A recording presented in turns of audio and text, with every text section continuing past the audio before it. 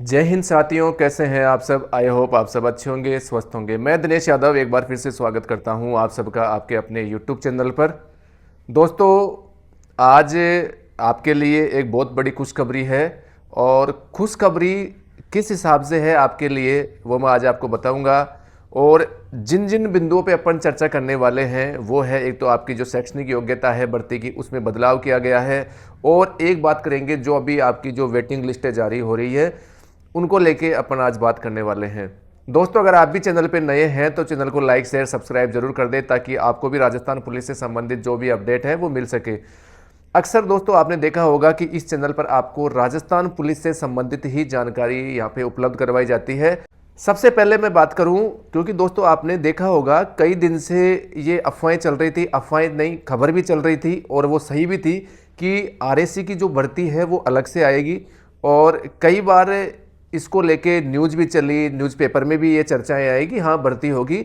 लेकिन कहीं ना कहीं इस चीज़ का सोल्यूशन नहीं हो पा रहा था कि राजस्थान जो आरएससी है उसकी भर्ती अलग से किस हिसाब से करवाई जाए, और जो जिला पुलिस है उसकी भर्ती आपने देखा होगा पिछली 2 भर्तियां गई है वो सेपरेट अलग हुई है।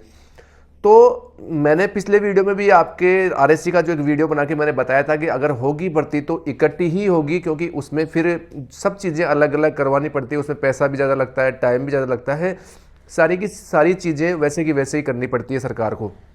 जब कैबिनेट की मीटिंग हुई कल, तो उसमें यह निर्णय लिया गया, क्योंकि आरएससी और जिला पुलिस है उसकी बराबर यहाँ पे योग्यता की गई है, ताकि उसको सीटी के अंतर्गत लिया जा सके और जैसे पहले भर्तियां होती थी उसी प्रकार से अब भर्ती हो सके।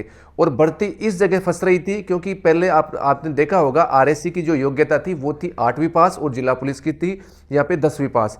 फिर बाद में चेंज किया, जिला पुलिस की जो शैक्षणिक योग्यता है वो 12वीं पास की गई और आरएससी की यहाँ पे 10वीं पास की गई। और फिर जब कल मीटिंग हुई तो दोनों की योग्यता में दोनों की जो योग्यता है यहाँ पे सेम कर दी गई है।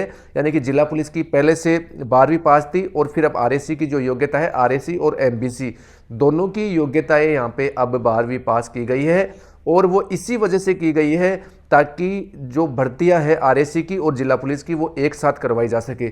अब इसमें सबसे बड़ा बेनिफिट क्या है आपके लिए? सबसे बड़ा बेनिफिट ये होगा, क्योंकि आपने पिछली जो 2-3 भर्तियां हैं उसमें देखा होगा कि जो भर्तियों की जो संख्या है, वो जो पदों की संख्या थी वो काफ़ी कम थी, क्योंकि ज़्यादा कैंडिडेट को यहाँ पे मौका नहीं मिल पा रहा था। 5,000 के आसपास में आपकी भर्ती आ रही थी और जो पिछली भर्ती है वो तो आपके 3500 के आसपास में ही भर्ती थी। और अब आप देख लेना, भर्ती आपकी लगभग 5,000 प्लस से यहाँ पे भर्ती आने वाली है, क्योंकि आरएससी में 2-3 भर्तियां हो चुकी है, आरएससी में अभी तक भर्ती नहीं हुई है, क्योंकि 2019 की भर्ती आई थी उसके बाद में आरएससी की यहाँ पे भर्ती नहीं हुई है। और बहुत से पद जो आरएससी के हैं वो यहाँ पे खाली हो चुके हैं। तो अब जो नई भर्ती होगी वो आरएससी और जिला पुलिस की यहाँ पे साथ साथ में भर्ती आएगी और बहुत अच्छे पदों पे यहाँ पे भर्ती आएगी।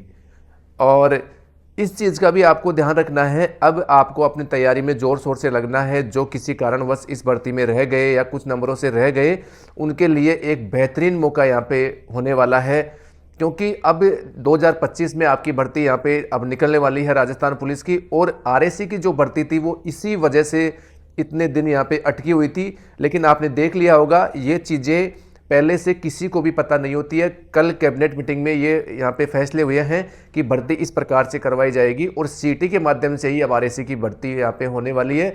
तो आपके लिए ये बहुत अच्छी खबर है, क्योंकि ज़्यादा पदों पे यहाँ पे अब भर्तियाँ होंगी। तो दोस्तों, ये बात तो हो गई अपने आरएससी की और जिला पुलिस की योग्यता को लेके, ये बदलाव किए गए हैं और भर्ती भी अब बहुत जल्द आपको देखने को मिलेगी यहाँ पे। दूसरी मैं यहाँ पे बात करूँ, आपकी जो वेटिंग लिस्ट जिसे आप बोल रहे हैं, जो कि वेटिंग लिस्ट न होके वो लिस्टें हैं जो आपके पद यहाँ पे कम किए गए थे स्पोर्ट्स के, वो लिस्टें यहाँ पे अभी जारी हो रही है।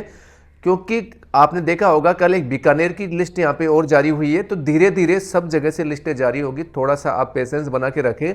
लगातार आप मुझे मैसेज कर रहे हैं कि सर उस ज़िले की लिस्ट कब जारी होगी, उस ज़िले की लिस्ट कब जारी होगी। तो ये उस ज़िले के जो जिला मुख्यालय पे डिपेंड करता है कि आपकी लिस्ट कब तक यहाँ पे जारी करते हैं।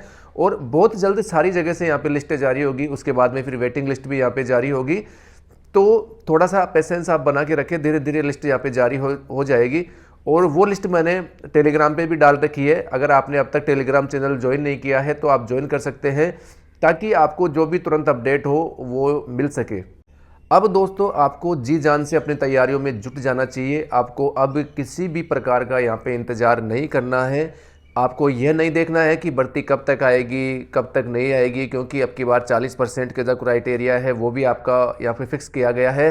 तो ये भी आपको अब डर नहीं है कि मेरा नंबर सीईटी मेरी क्लियर होगी या नहीं होगी, मेरा नंबर आएगा या नहीं आएगा।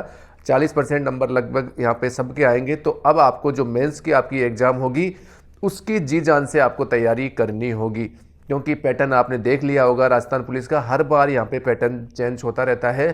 तो उसी के अकॉर्डिंग आपको अब तैयारी करनी है, क्योंकि दोस्तों जब आप भर्ती आएगी उस टाइम पे आप तैयारी के लिए लगोगे तो फिर यहाँ पे कुछ नहीं होने वाला है, क्योंकि लोगों ने तैयारी यहाँ पे वापस स्टार्ट कर दी है। अब पुरानी बातों को छोड़ के आपको नए सिरे से अपनी तैयारियों को स्टार्ट करना होगा, और जहाँ जहाँ आपने पिछली भर्ती में गलती की उन गलतियों को वापस यहाँ पे आपको दोहराना नहीं है। और अगर छोटी छोटी अगर आप गलतियाँ करना बंद कर दोगे उसी दिन आपका यहाँ पे सिलेक्शन हो जाएगा। ठीक है दोस्तों, आज के लिए इतना ही। जय हिंद, जय भारत।